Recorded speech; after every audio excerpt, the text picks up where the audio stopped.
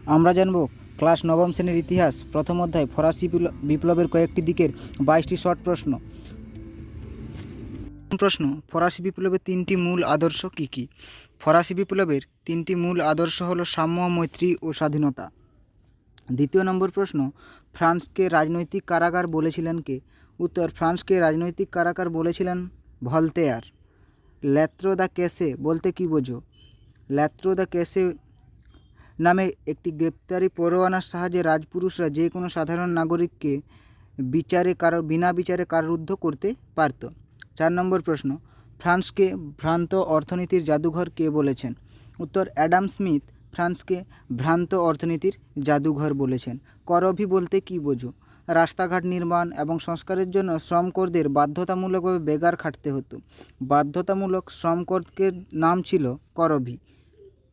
6 নম্বর প্রশ্ন, ফ্রান্সে মেটায়ার কাদের বলা হতো? ফ্রান্সে ভাগ চাষিদের মেটায়ার বলা হতো। বেস্টনি আইন কি?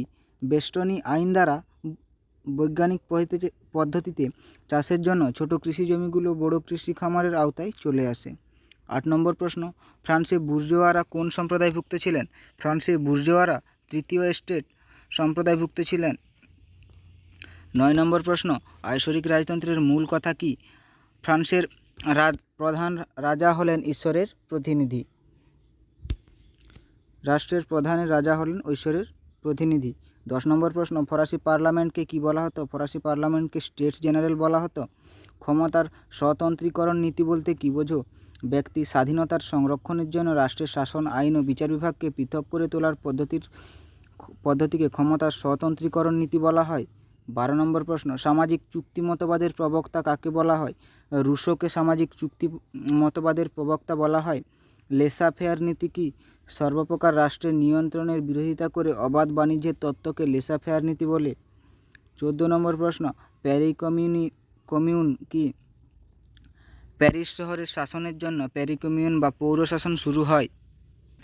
15 নম্বর প্রশ্ন, জিরডিনিস্ট বা জেকোবিনদের মধ্যে মূল তফাৎ কি? জিরডিনিস্টরা ছিল বামপন্থী এবং জেকোবিনরা ছিল উগ্র বামপন্থী।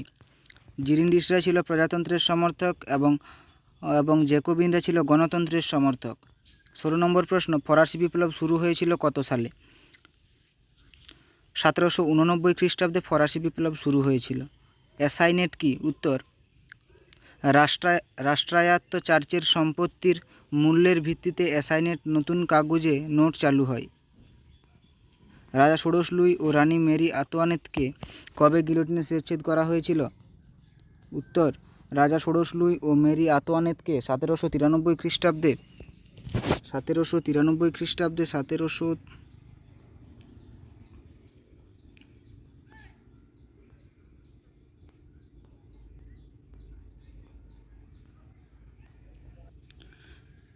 রাজা ষোড়শ লুই ও রানী আন্তোয়ানেতকে 1793 খ্রিস্টাব্দের 21শে জানুয়ারি গিলোটিনে শিরশ্ছেদ করা হয়েছিল। নেপোলিয়নকে কেন বিপ্লবকে ধ্বংসকারী বলা হয়? বিপ্লব রক্ষার জন্য বিপ্লবের সন্তান নেপোলিয়ন মানুষের জীবনের সাম্য ও মৈত্রী ফেরালেও স্বাধীনতা ফিরিয়ে দেননি, তাই তাকে বিপ্লবের ধ্বংসকারী বলা হয়। 20 নম্বর প্রশ্ন, দ্য রাইট অফ ওমেন কে রচনা করেছিলেন? দ্য রাইট অফ ওমেন রচনা করেছিলেন অলিম্পে ডি গাউজেস। পরের প্রশ্ন, ফরাসি বিপ্লবের নাগরিকদের গণতান্ত্রিক অধিকার ঘোষিত হয়েছিল কোন বছর? ফরাসি বিপ্লবের নাগরিকদের গণতান্ত্রিক অধিকার ঘোষিত হয়েছিল 1792 খ্রিস্টাব্দের 10ই আগস্ট। 22 নম্বর প্রশ্ন, 1791 খ্রিস্টাব্দে ফরাসি সংবিধান রচনার সঙ্গে যুক্ত দুজন ব্যক্তির নাম বলো। এক হচ্ছে মিরাবো আর দুই রবস্পিয়ার।